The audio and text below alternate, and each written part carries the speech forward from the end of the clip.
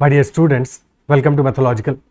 In this session, we are going to discuss CAT previous year questions from the topic of time, speed and distance. Let us start the session.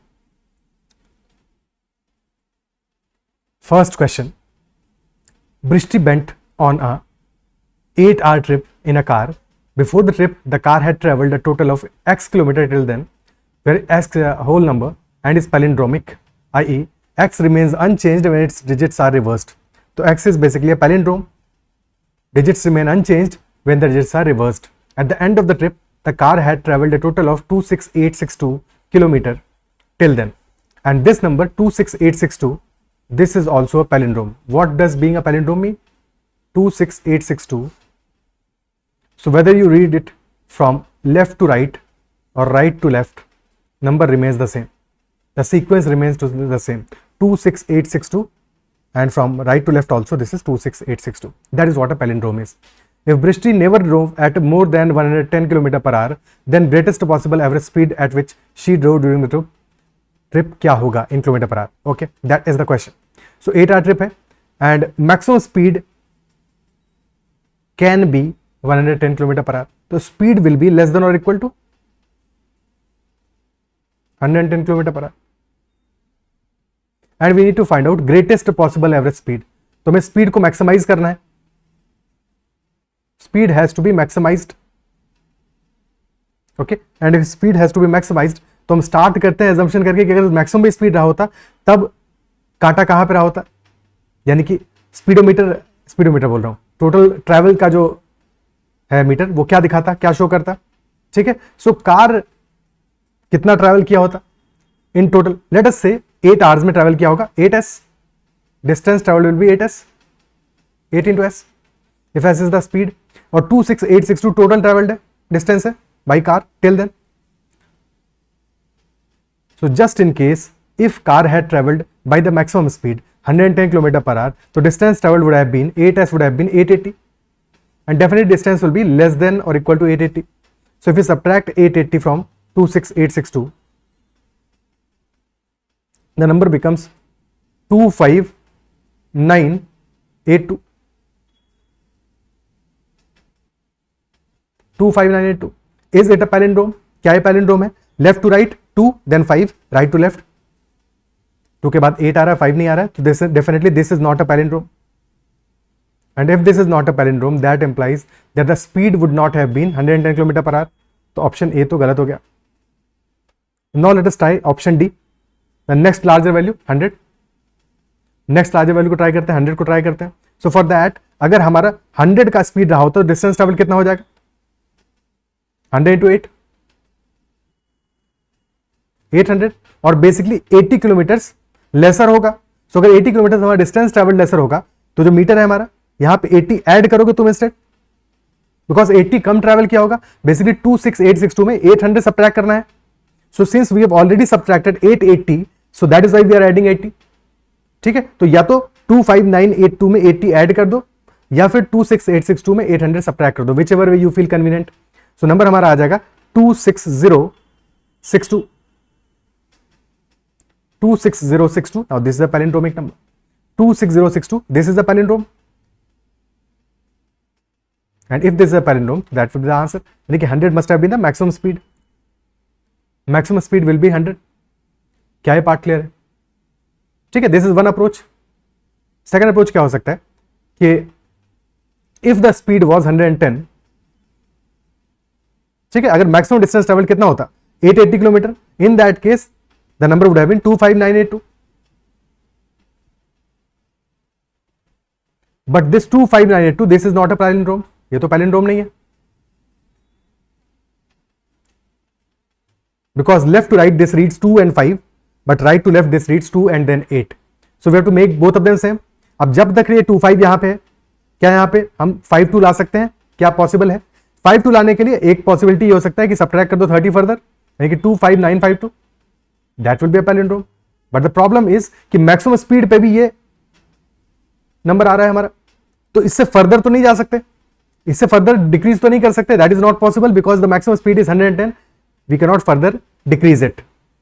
ठीक है, we not further decrease this number 25982, इसको decrease नहीं कर सकते, speed को decrease कर सकते हैं, और स्पीड को डिक्रीज करोगे तो ये नंबर इंक्रीज करेगा, so that number will increase.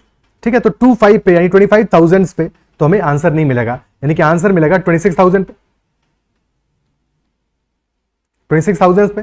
और अगर स्टार्ट में आ रहा है 26 तो लास्ट में भी आना चाहिए 62, तो 26062 will be the smallest number. And if that is the case तो 800 ऐड करके फिर हमें मिलता है अपना नंबर 26862। सो यानी कि 8 आवर्स में distance travel will B 800, so answer will be 100। Okay, next palindrome कौन सा मिलेगा? नेक्स्ट पैलिंड्रोम मिलेगा हमें 26162। 100 लेसर ट्रैवल किया होगा। ठीक है, टोटल नंबर ऑफ पैलिंड्रोम्स कितने मिलने वाले हैं हमें, टोटल पॉसिबल केसेस कितने हो सकते हैं वो भी निकाल लेते हैं, क्वेश्चन नहीं पूछ रहा है बट निकाल लेते हैं। 26062, 26162 एंड सो ऑन टिल 26762। अगर कार स्टेशनरी नहीं रही है और कुछ भी डिस्टेंस ने ट्रैवल किया तो these are the 7 possible cases, 7 cases बनेंगे।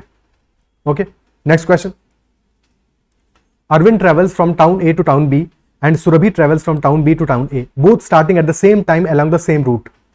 Arvind is traveling from town A to town B and Surabhi is traveling from town B to town A.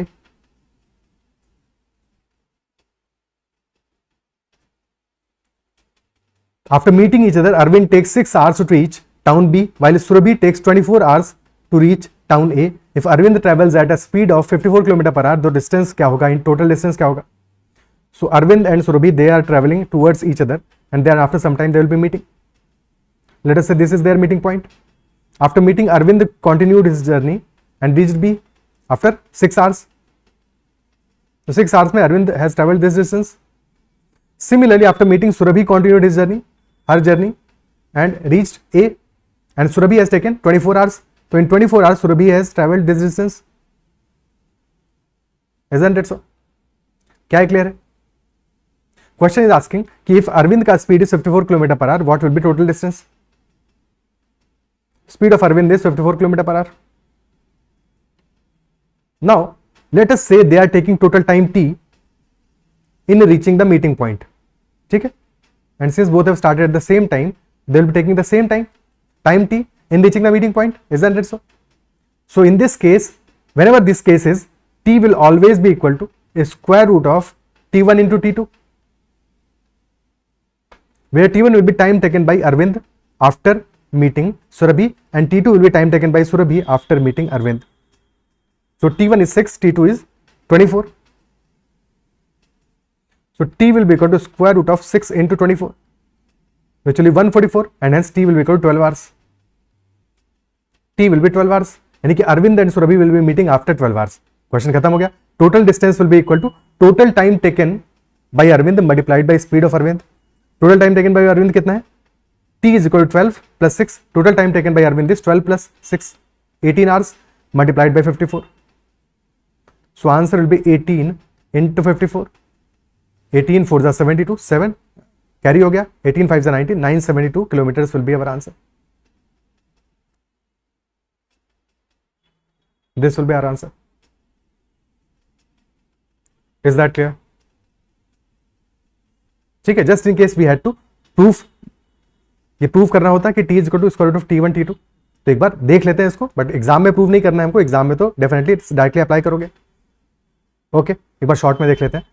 First focus on this distance, this stretch. Let us say this point in the middle is m. Okay, point in the middle is m. तो focus on stretch am. So distance is same for both Arvind and Surabhi. Arvind is taking time t in reaching from A to M, while Surabhi is taking time 24 hours in reaching from M to A. ठीक है, isn't it so? तो distance तो same है दोनों के लिए, और अगर distance same है तो speed and time will be inversely proportional. Speed and time will be inversely proportional. Okay, तो speed of Arvind divided by speed of Surabhi का रेशियो क्या होगा? एग्जैक्ट टाइम का ऑपोजिट. और टाइम क्या है? Time taken by Surabhi is 24. Time taken by Surabhi divided by time taken by Arvind. तो time taken by Surabhi is 24 hours and time taken by Arvind is 3 hours. क्या ये क्वेश्चन क्लियर है?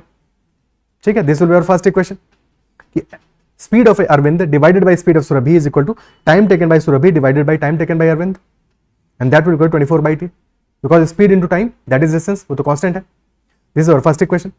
Similarly now focus on MB distance. MB distance पे focus करो. So in MB distance again distance तो same ही है, और डिस्टेंस अगर सेम है तो speed and time will be in reciprocal proportion. यानी कि speed of Arvind divided by speed of Surabhi will be equal to time taken by Surabhi divide by time taken by Arvind. और टाइम टेकन बाय सुरभि कितना है इस बार, t है, और time taken by Arvind is 6.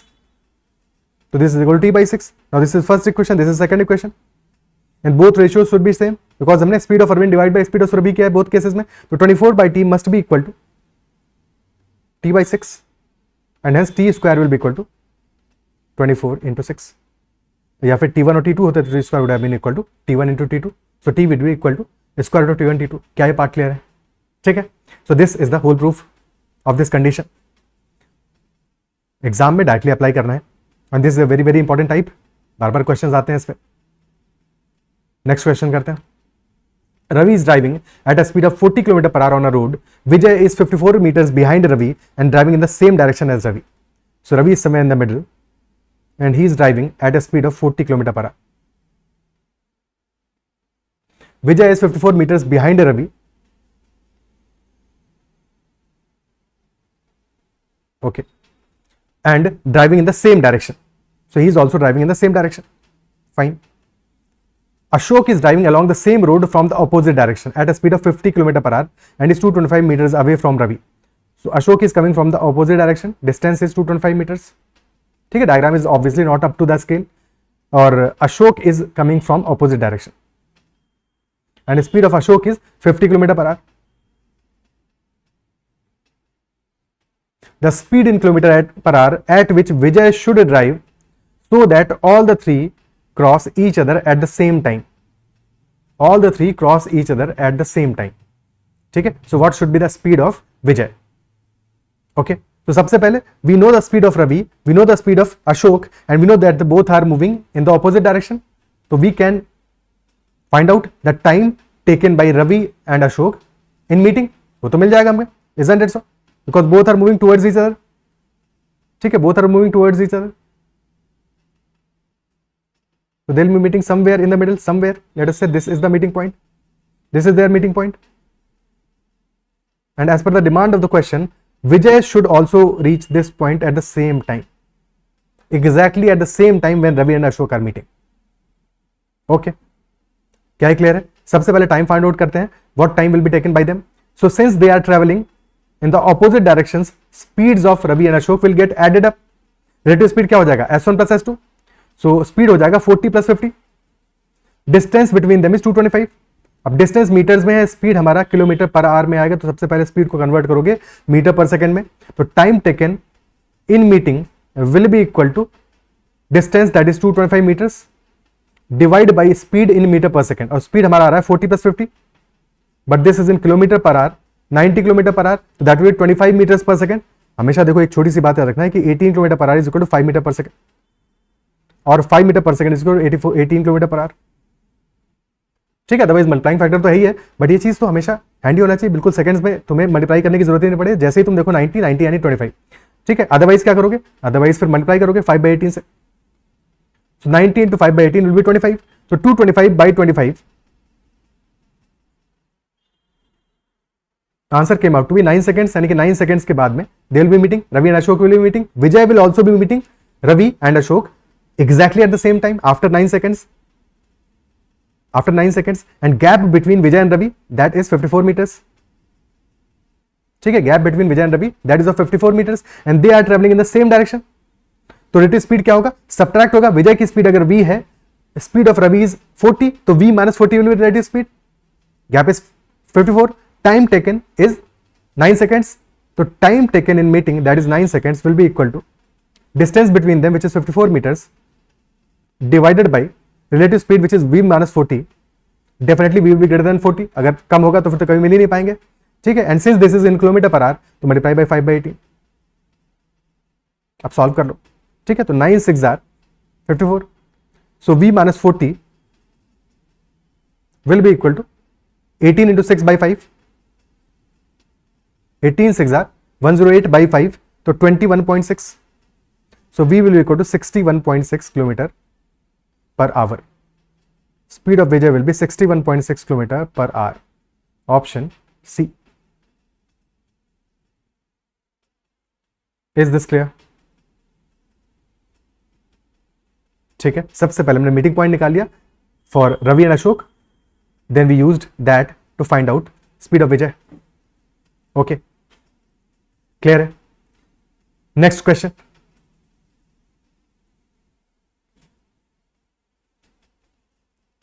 Next question.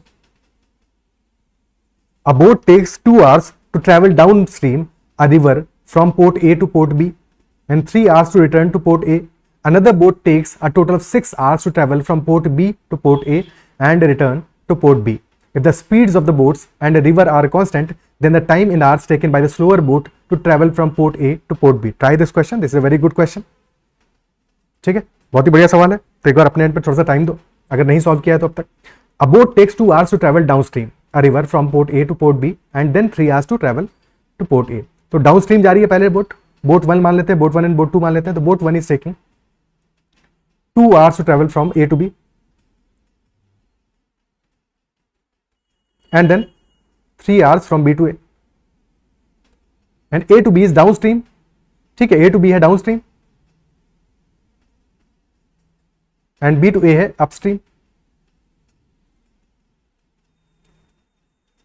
Another boat takes a total of 6 hours to travel from port B to port A and return to port B.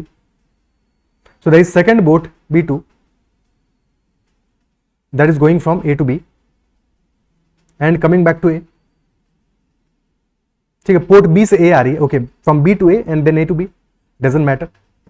Complete return journey कर रही है. ठीक है, लेट अस से time taken is T1 here and here the time taken is T2. Total time T1 plus T2, this is equal to 6. This is equal to 6. Okay. Now question is saying that time taken by the slower boat to travel from port A to port B क्या होगा. ठीक है, so B2 is the slower boat obviously because it is taking total 6 hours time, जबकि B1 is taking total 5 hours time in the return journey. Total journey में 5 hours का time ले रही है B1, but B2 is taking 6 hours time. तो B2 is the slower boat obviously. ठीक है, so what should be the approach? The first approach should be, the better approach should be to estimate the values.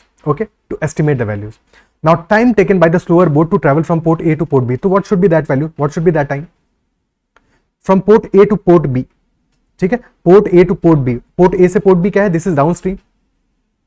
Downstream है, तो time कम लगेगा. T1 plus T2 is equal to 6. तो definitely T1 will be less than 3 होना चाहिए.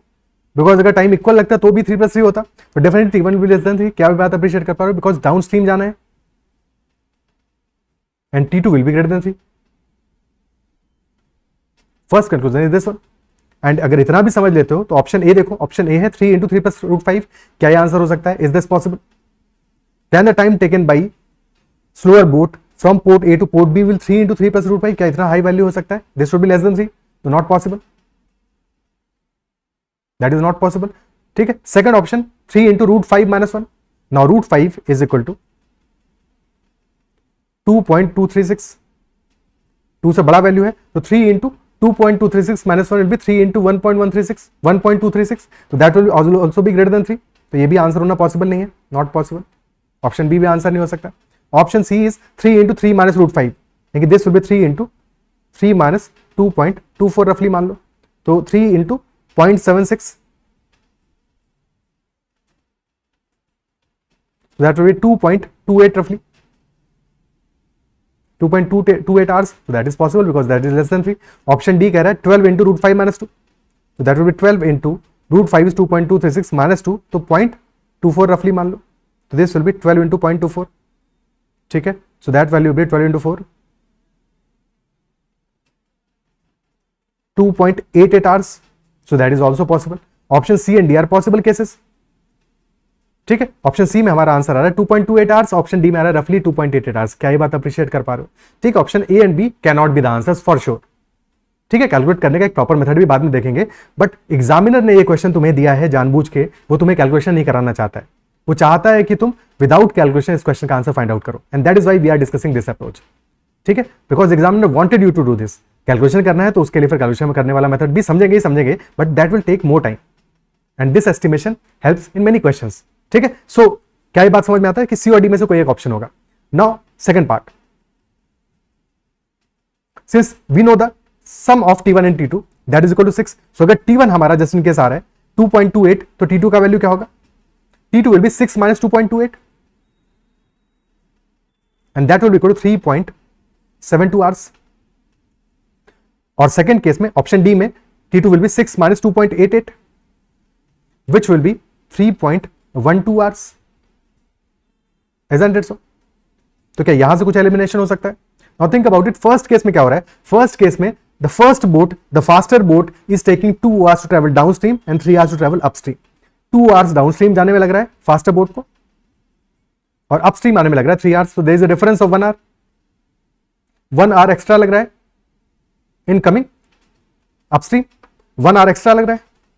Isn't it so? तो अगर एक slower boat है तो क्या स्लोअर बोट को 1 hour से ज्यादा गैप लगेगा या कम गैप लगेगा? Think about it. If another boat is coming that is a slower boat, तो उसको ज्यादा टाइम लगेगा, यानी कि जो बीच का गैप है between downstream time and upstream time, so will that be higher than 1 hour or less than 1 hour? Example लेना है, हमेशा एक्सट्रीम केस का एग्जाम्पल ले लो. लेट अस अज्यूम कि जो स्लोअर बोट है हमारा उसका speed is equal to speed of the river. Speed of slower boat, तो तुम्हें डायरेक्शन डेफिनेटली पता चल जाएगा कि 1 hour से कम होगा या ज्यादा होगा. ठीक है, स्पीड ऑफ स्लोअर बोट को मान लो equal to speed of river. तो if speed of slower boat is equal to speed of river, तो अपस्ट्रीम वाला स्पीड क्या आ जाएगा? जीरो हो जाएगा. जीरो हो जाएगा तो अपस्ट्रीम में तो कभी पहुंच ही नहीं पाएगी, इनफाइनाइट टाइम लग जाएगा. ठीक है, तो डाउनस्ट्रीम में टाइम लगेगा, कुछ भी वैल्यू लगेगा. ठीक है, कुछ टाइम लगेगा, लेट अस से 3 hours लगे, 4 hours लगे, क्या फर्क पड़ता है क्या लग रहा है, बट अपस्ट्रीम का टाइम इनफाइनाइट हो जाएगा, यानी कि गैप कितना हो गया? इनफाइनाइट हो गया. तो डेफिनेटली जब स्लोअर बोट है हमारा तो वहां पे टाइम इंक्रीज करेगा, बिकॉज हमारा गैप क्या, वो पहले 1 hour था और यहाँ पे गैप कितना है? ऑलमोस्ट इनफिनिटी है. डायरेक्शन का पता चल गया हमें कि definitely time gap will increase between those two differences, दो टू टाइम वैल्यूज. ठीक है, डाउनस्ट्रीम और अपस्ट्रीम टाइम के बीच का जो गैप है that will be greater than 1 hour. That should be greater than 1 hour. और ऑप्शन सी में देखो गैप कितना आ रहा है? That is greater than 1 hour. Option D में देखो गैप कितना आ रहा है? That is less than 1 hour. तो clearly option C will be the answer for sure. Option D answer नहीं होगा. ठीक है, एग्जामिनर ने तुम्हें 4 ऑप्शंस दिए. Out of these 4 options he gave you 2 options which were greater than 3, so that you could eliminate those 2 options, and then he gave you 2 options. Out of the 2 options, one option was exactly the correct answer, which was the gap was greater than 1 hour, and second option was when the gap was less than 1 hour. So he wanted you to eliminate the options to get to your answer. This is also perfectly logic. ठीक है, this is also perfectly logic. ये कोई तुक्का नहीं है. ठीक है, this is not a wild guess. हम perfectly logically अपने आंसर तक पहुंचे. क्या ये बात अप्रिशिएट कर पा रहे हो, समझ पा रहे हो? ठीक है, और अगर समझ पा रहे हो तो कमेंट में मेंशन करना कि यू अंडरस्टूड दिस कॉन्सेप्ट. अगर फिर भी कहीं पे डाउट आता है तो भी कमेंट में मेंशन करना कि सर यहाँ पे समझ में नहीं आया, तो I will try to explain that more elaborately, though I have tried my best to give you complete explanation of the estimation. So option C definitely will be the answer. Okay, this is the approach जो कि हम exam में follow करेंगे, but still हमें perfectly answer निकालना भी आना चाहिए, तो अब उस मेथड को समझते हैं. Okay, this must be clear. Now first boat number 1, downstream, upstream. Boat number 1 is taking 2 hours to travel downstream. So time taken by boat 1 is 2 hours downstream and 3 hours upstream. अब क्या है, downstream जाए upstream जाए, distance तो same है. Distance same है, and if distance is same then definitely speed and time will be inversely proportion. तो time का रेशियो है 2:3, स्पीड का रेशियो जस्ट ऑपोजिट होगा, यानी स्पीड का रेशियो विल बी 3:2. 3:2 आ जाएगा. Okay, and in this question हमें टाइम की वैल्यूज गिवन है, स्पीड की वैल्यू कहीं पे भी गिवन नहीं है, डिस्टेंस की वैल्यू कहीं पे भी गिवन नहीं है, और हमें आंसर भी टाइम में ही निकालना है. So we can assume any values. ठीक है, बहुत सारे वेरिएबल मानने से अच्छा है कि हम वैल्यूज को एज्यूम कर लें, because our answer will not depend on value of the speed as such और value of the distance. Our answer will depend on the value of the time. That is why time values are given, and finally answer में भी time की ही value given है. So we can assume any value of speed. Speed की value assume कर लोगे, distance की value वैसे ही आ जाएगी क्योंकि टाइम की वैल्यू तो गिवन है. ठीक है, तो टाइम हमें लग रहा है 2 and 3, स्पीड हमने मान लिया 3 और 2 ही है.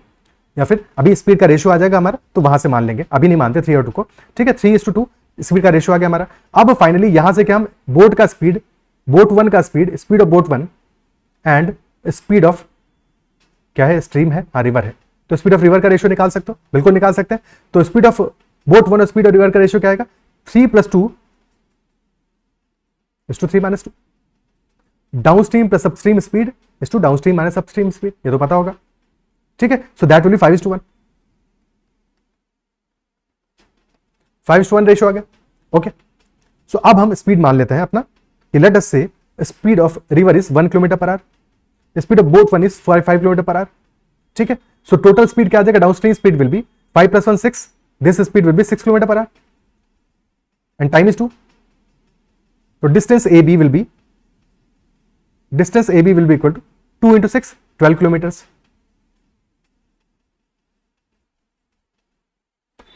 12 kilometers.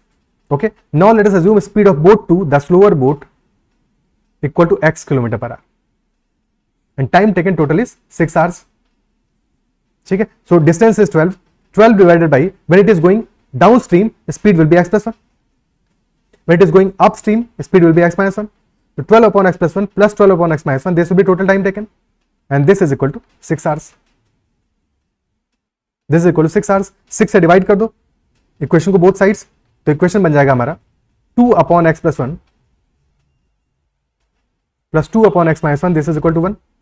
Now take LCM, so this will be 2 × x - 1 plus 2 × x + 1 upon x + 1 × x - 1, that is x² - 1, that is equal to 1.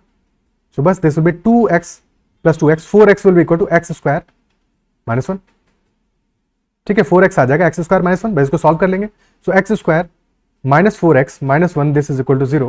So x will be equal to -b, which will be 4, plus minus root of b square, which is 16, minus 4ac, तो 16 plus 4, divide by 2a, तो divide by 2. So this will be 4 plus minus root 20 by 2. So this will be 2 plus minus root 5. X will be 2 plus minus root 5. And since x definitely speed है, तो this will be always positive. Positive होगा, greater than 0 होगा, तो 2 plus root 5 answer होगा. 2 minus root 5 नहीं हो सकता, because 2 minus root 5, this will be less than 0. So this is not possible. X must be equal to 2 plus root 5. ठीक है, x will be equal to 2 plus root 5. तो time taken will be equal to from A to B, और A to B क्या था, downstream था, downstream था, तो speed क्या हो जाएगा, speed will B x plus 1. तो टाइम आ जाएगा हमारा 12, this is distance, divided by 2 plus root 5 plus 1. So 12 upon 3 plus root 5. Now 3 plus root 5 का कॉन्जुगेट क्या होगा, 3 plus root 5 into 3 minus root 5. This will be equal to 3 square minus root 5 का square, यानी 3 square minus 5, which will be equal to 4. So 3 plus root 5 will be 4 upon 3 minus root 5. This will be 4 upon 3 minus root 5. So this will be 12 upon 4 upon 3 minus root 5. So 4 से 3 times जाएगा, this will be 3 into 3 minus root 5. That will be our time का value. Option C will be the answer. Clear है? Okay. C will be the answer. Next question करते हैं. Trains A and B start traveling at the same time towards each other with constant speeds from stations X and Y respectively. Train A reaches station Y in 10 minutes, while train B takes 9 minutes to reach station X after meeting train A. Then the total time taken in minutes by train B to travel from station Y to station X क्या होगा? So station X and Y are there, and train A and B are traveling towards each other. ठीक है, train A reaches station Y in 10 minutes. So time taken is 10 minutes in total time. While train B takes 9 minutes to reach station X after meeting train A. ठीक है, so train B is taking 9 minutes to reach X after meeting train A. So train B कितना time ले रहा है, 9 minutes का time ले रहा है in travelling this stretch after the meeting अगर पॉइंट M पे हो रहा है तो 9 मिनट्स का टाइम ले रहा है train B, but train A is taking total 10 minutes का time in travelling this complete distance, यानी कि before meeting and after meeting दोनों का समेशन गिवन है. ठीक है, let us assume they are meeting after T minutes. After T minutes, तो in T minutes train A will be travelling this distance, train B will be travelling this distance. ठीक है, और this stretch train A will be travelling in T, total 10 है तो 10 minus T minutes, में ये distance travel करेगा train ए। क्या है, क्लियर है? अब इक्वेशन बना सकते हैं हम। Now we know that T will be equal to square root of T1 and T2। T1 is 10 minus t, तो square root of 10 minus t into 9, this will be t, square कर दो तो t square will be equal to 9 into 10 minus t, तो t square will be equal to 9t minus 9t, 90 minus 9t, ठीक है। So that will t square plus 9t minus 90, that is equal to 0।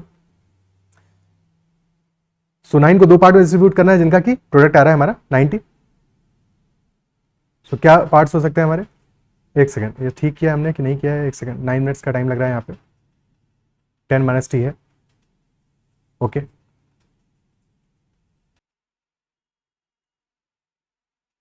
So this can be broken up into t square plus 15t minus 6t minus 90, that is equal to 0।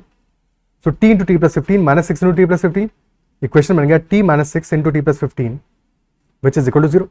No definitely t हमारा time है तो t can not be negative. यहां से हमें solutions क्या मिल रहा है? इधर t माइनस 6 विल बी 0 और t plus 15 will be 0।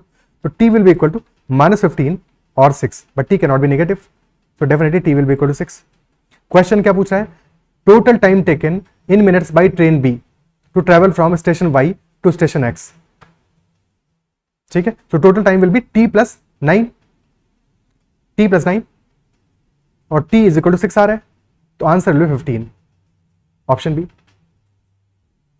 Answer हमारा 15 हो जाएगा, दैट इज ऑप्शन बी। क्या क्लियर है? ओके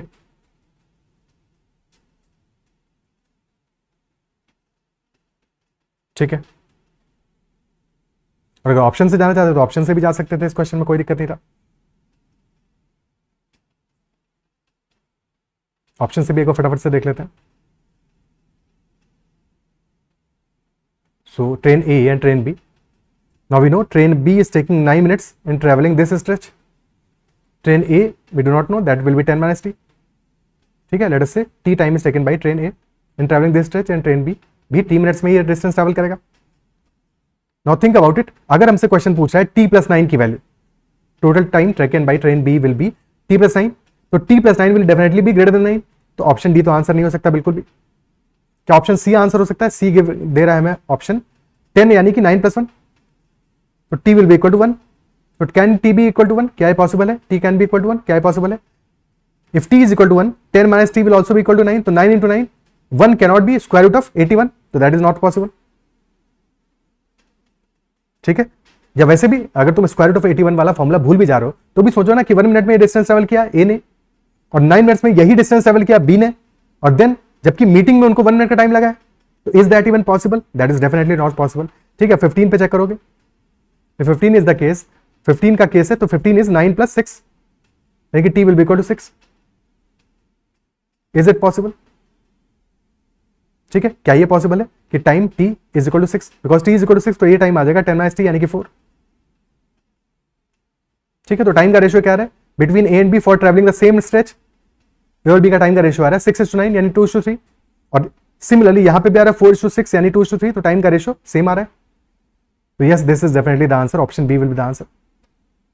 क्लियर है? ऑप्शन बी हमारा आंसर हो जाएगा। Okay, clear?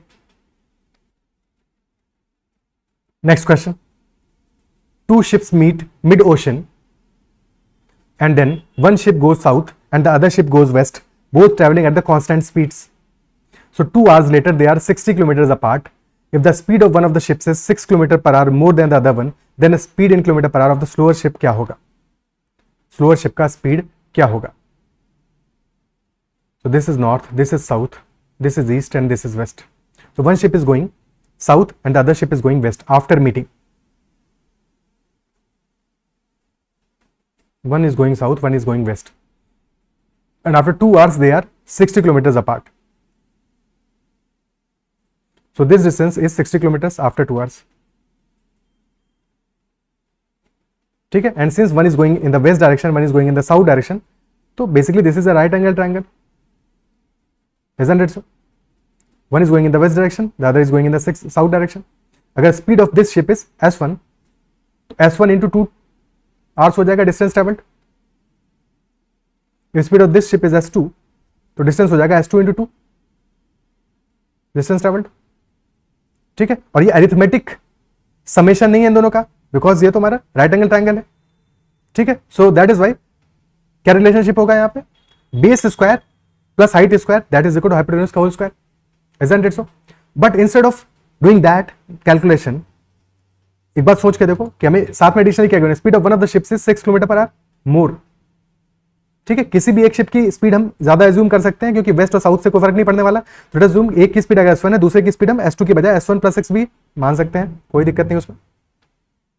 Okay, so this will be 2 into s1 plus 6, एक second, 2 into s1 plus 6. Now additionally 60 is basically 12 into 5, तो 5 देखते ही तुम्हारी आंखें चमकनी चाहिए। अगर 5 दिख रहा है तो राइट एंगल ट्रायंगल वाले केसेस में if you are seeing 5 in the hypotenuse then definitely the other sides should be 3 and 4 का रेशियो, 99% केसेस में यही होगा।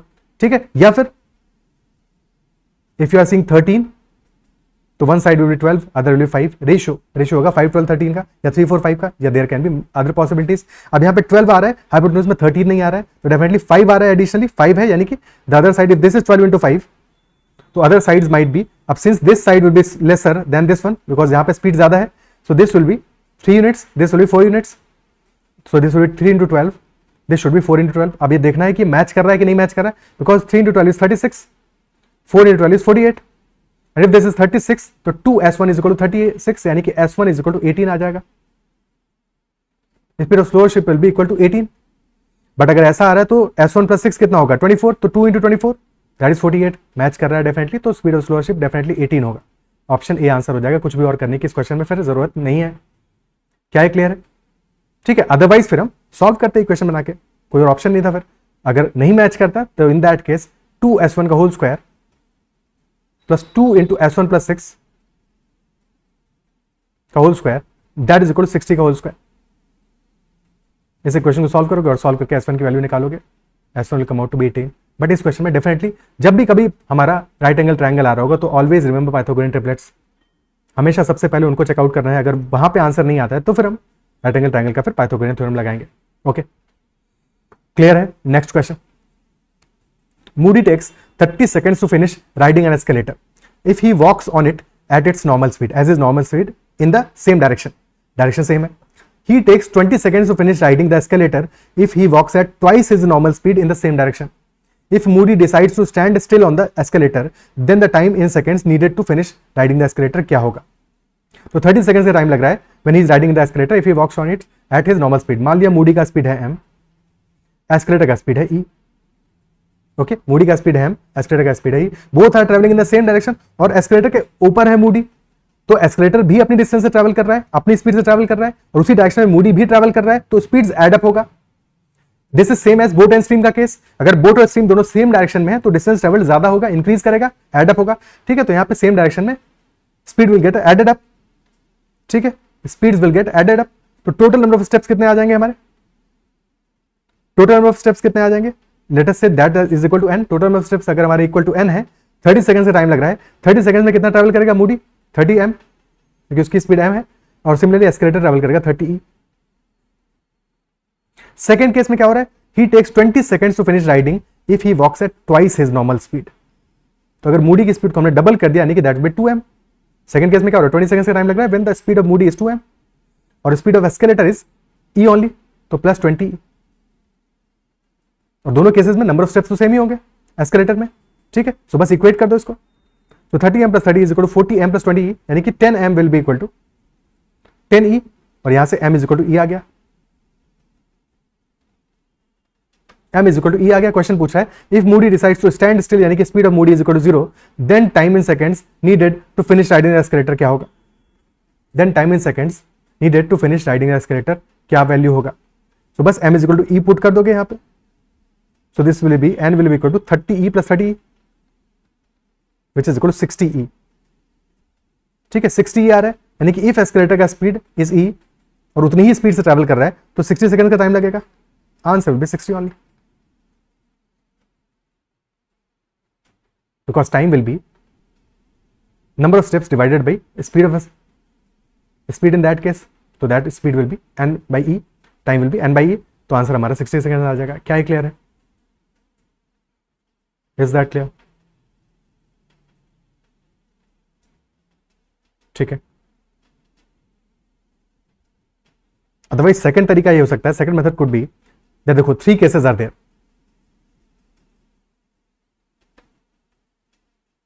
In one case speed is speed of Moody plus speed of escalator. In other case speed of Moody plus 2 times speed of Moody plus escalator. और एक case में speed of Moody तो zero है, तो only escalator is moving, तो there are 3 speeds. क्या ये speeds हमारी एपी में है? Are these values in AP, और प्रॉपर सीक्वेंस में है कि नहीं है? तो स्पीड्स हमारी एपी में है, and if speeds are in AP और डिस्टेंस ट्रेवल्ड सेम होगा तो time values will be in HP. भाई स्पीड्स अगर एपी में है तो time will be in HP, हम भी प्रोग्रेशन में होंगे। और 2 values are given to us, m plus E में टाइम लग रहा है 30 सेकंड्स का, और 2m प्लस ई स्पीड से टाइम लग रहा है 20 सेकंड्स का, तो से time taken is t। so this value, the middle value will be harmonic mean, so 30 will be equal to 2 into t into 20 divided by t plus 20, that is the harmonic mean। ठीक है, सो यहाँ पे simplify करो 2 से तो 15 बचा, और simplify होकर यहाँ पे बचेगा 3 and this will be 4, तो 3 into t plus 20, 3t plus 60 is equal to 4t and his t will be equal to 60। Answer आ जाएगा 60 सेकंड्स। ऐसे भी सोच सकते हो, both methods are very easy. Okay, clear है? Next question, 2 cars travel from different locations at constant speeds to meet each other after starting at the same time. They take 1.5 hours if they travel towards each other, but 10.5 hours if they travel in the same direction. If the speed of the slower car is 60 km per hour, then distance traveled by the slower car when it meets the other car while traveling towards each other. Now pause the video, think about it and tell me how much time you took in solving this question. ठीक है, now इससे आसान question तो हो ही नहीं सकता। This is the simplest question that could be asked.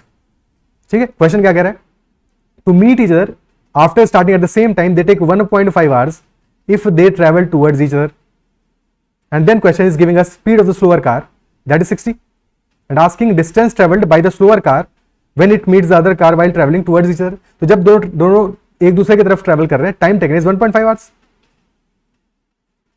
Speed of slower car is 60, और स्लोअर कार की डिस्टेंस ट्रेवल पूछ रहा है, तो क्या होगा? Distance travel by slower car will be time taken multiplied by speed, that will B 90 kilometre. That is all. और क्या करना है इस क्वेश्चन में? कुछ भी नहीं करना है। कुछ भी और करने की कोशिश की, कुछ भी समय खराब करने की कोशिश की तो करते रहो खराब। ठीक है, this is the easiest question possible. कुछ भी नहीं है इस क्वेश्चन में, isn't it so? Straight forward. Next question, 2 trains cross each other in 14 seconds when running in opposite directions along the parallel tracks. The faster train is 160 meters long and crosses a lamp post in 12 seconds. If the speed of the other train is 6 km per hour less than the faster one, then what will be its length in meters? What will be its length in meters? तो fast train का length हमें given है और it is crossing a lamp post in 12 seconds. तो यहाँ से हम speed निकाल सकते हैं फास्ट ट्रेन की। तो speed of the fast train will be equal to distance travelled by fast train which is 160 meters divide by time taken which is 12 seconds। तो 160 by 12 will be 40/3 metre per second. Okay, then 2 trains are crossing each other in 14 seconds। और जब 2 train एक दूसरे को cross करेंगी तो क्या cross करेंगी? अपना दोनों का लेंथ क्रॉस करेंगी, कंबाइंड लेंथ क्रॉस करेंगी। ठीक है, isn't it so? और टाइम लग रहा है टोटल 14 seconds का। When they are running in the opposite directions, तो अगर opposite direction में क्रॉस कर रही हैं तो speed of the faster train and speed of the slower train they will be added up, speed will get added up, और distance travel will be length of the faster train plus length of the slower train. तो time will be equal to total distance travelled divide by relative speed, this will be value of time. Also it is given that the speed of the other train is 6 km per hour less than the faster one. तो faster की speed हमने निकाल लिया है। अब या तो इसको किलोमीटर पर आवर में कन्वर्ट कर दो, ठीक है, बट हमें क्योंकि वैल्यू सेकंड में गिवन है, मीटर में तुम्हें स्पीड, मीटर में लेंथ निकालना है, तो बेटर होगा कि 6 किलोमीटर पर आवर को हम मीटर पर सेकंड में कन्वर्ट कर लें। तो 18 kilometre per hour is 5 metre per second, तो 6 will be 5/3 metre per second. Otherwise 5/18 से मल्टीप्लाई कर दो, 6 into 5/18 will be 5/3 metre per second. तो स्लोअर ट्रेन की स्पीड क्या आ जाएगा? That will be 40/3 minus 5/3 and hence 35/3 metre per second. रख दो वैल्यूज, तो T will be equal to, T कितना है 14, तो length of faster train plus length of slower train, this will be equal to time taken which is 14 multiplied by sum of speeds, तो sum of speeds कितना आएगा 40 plus 35, 75/3।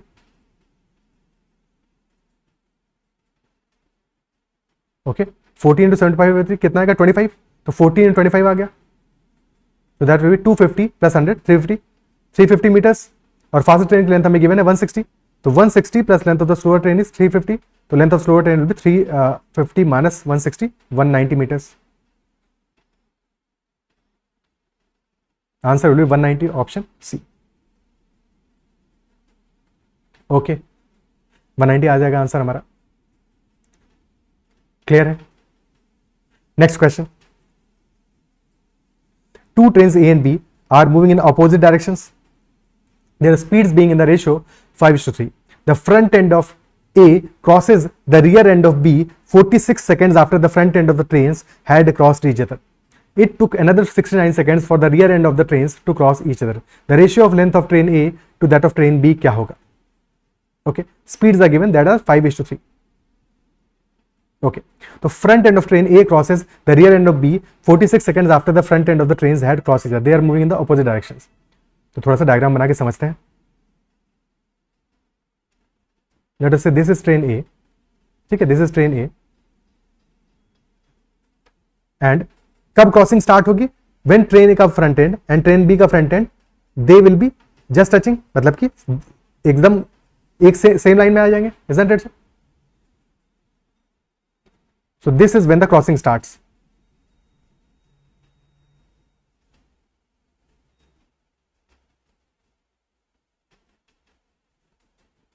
Crossing starts. Basically t is equal to 0. Then question is saying front end of A crossed the rear end of B 46 seconds after the front end of the trains had crossed each other. यानी कि starting के 46 seconds के बाद में what is happening, train A का front end is crossing rear end of train B. Okay, so after 46 seconds what will happen, that train B का front end will be crossing train A का front end will be crossing train B का rear end.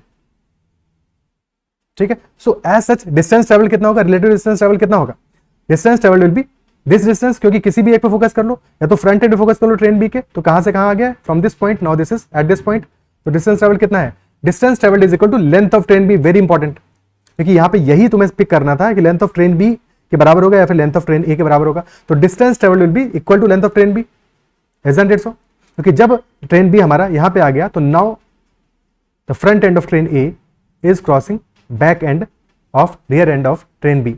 तो distance travelled इस case में कितना है, in 46 seconds at t is equal to 46, distance travelled is equal to length of train B. ठीक है, now इसके बाद का scenario, it took another 69 seconds, यानी कि further 69 seconds more for the rear end of the trains to cross each other. ये नहीं लिखा है कि total 69 seconds, further 69 seconds for the rear end of the trains to cross each other. यानी कि इसके बाद फिर से एक बार, अब कहां पे होगा, when the rear ends of both the trains are crossing each other. Okay, so this is the rear end of train A.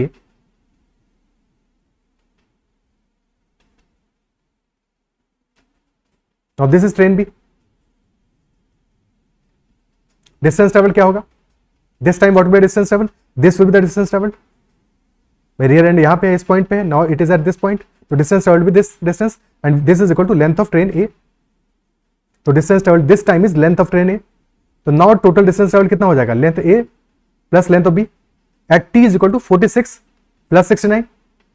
ठीक है, बट फर्स्ट पार्ट में देखो, इन 46 सेकंड्स कितना डिस्टेंस ट्रैवल किया है, लेंथ ऑफ ट्रेन बी, और उसके बाद में 69 सेकंड्स में कितना डिस्टेंस ट्रैवल किया है, length of train A.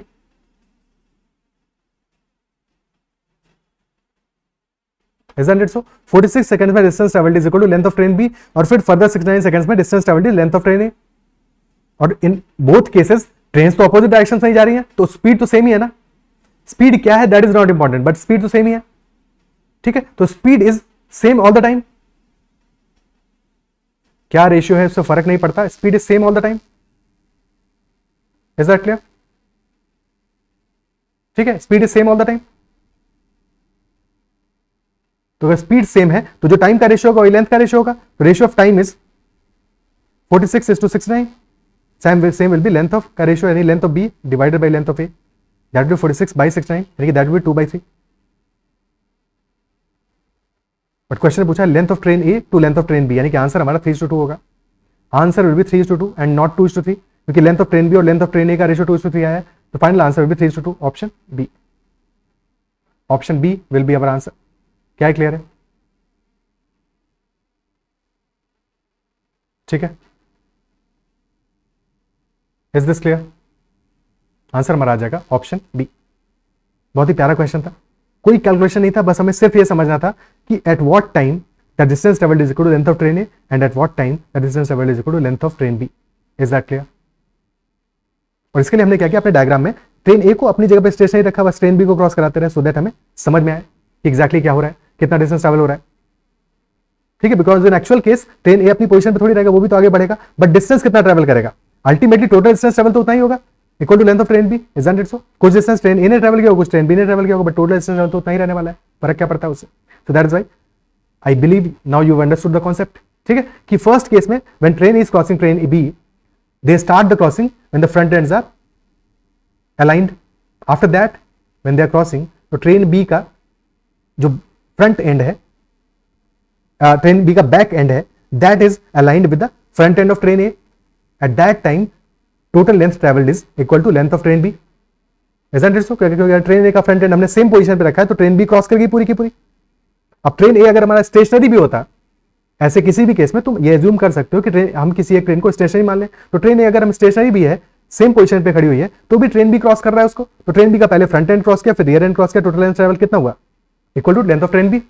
Isn't it so? और फिर फर्दर इसके बाद में फिर ट्रेन ए का जो बैक एंड है वहां पे पहुंच गया ट्रेन बी का बैक एंड, तो टोटल डिस्टेंस ट्रैवल अब कितना होगा. अभी पहले इनिशियल पोजीशन पे फ्रंट एंड क्रॉस कर रहे थे, आफ्टर 46 सेकंड्स ट्रेन ए के फ्रंट एंड को ट्रेन बी के बैक एंड ने क्रॉस किया. Isn't it so? और अब ट्रेन बी का बैक एंड कहां पहुंच रहा है, ट्रेन ए के बैक एंड पे, तो ट्रेन ए के फ्रंट एंड से ट्रेन ए के बैक एंड पे पहुंच रहा है, यानी कि total distance travel will be equal to length of train A, तो that will be length of train A. तो दोनों का हमारा बस रेशियो ले लो टाइम का, क्योंकि स्पीड सेम है, तो बस टाइम का जो रेशियो होगा वही सेम हमारा लेंथ का रेशियो होगा.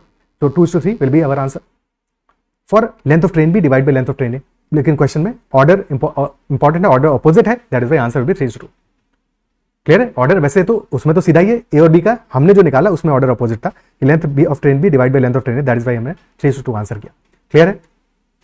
Okay, so these are all the questions in this session, और बाकी बचे हुए क्वेश्चंस को नेक्स्ट सेशन में करेंगे और आगे कवर अप करेंगे, बिकॉज टाइम स्पीड डिस्टेंस तो एक बहुत कॉमन टॉपिक है, उस पर काफी क्वेश्चंस हैं, तो उनको डिटेल में डिस्कस कर रहे हैं. और आई बिलीव जो भी हमने डिस्कस किया इस सेशन में पसंद आया होगा, चीजें समझ में आई होंगी. If there is any doubt whatsoever, make sure to comment about that doubt, and if you like this session then make sure hit the like button as well. That is all for this session. Bye, take care and keep learning.